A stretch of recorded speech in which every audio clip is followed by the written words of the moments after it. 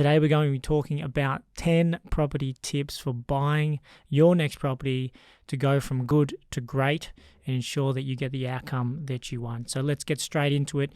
Number one, get very clear about what you're trying to achieve by buying your property.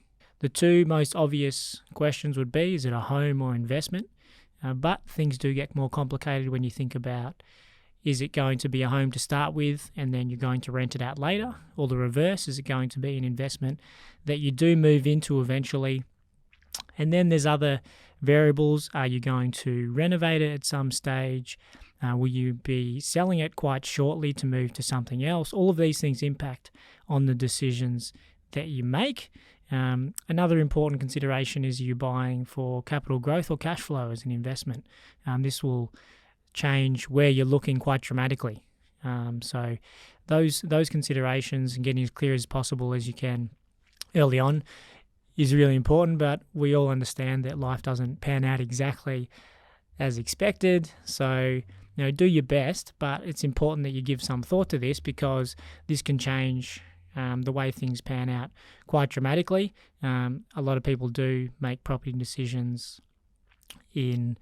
without the proper consideration to that you should be putting in with such a large purchase, and those mistakes can cost you a large amount of money, especially if you have to sell quite quickly. Stamp duty, we know, is an enormous cost.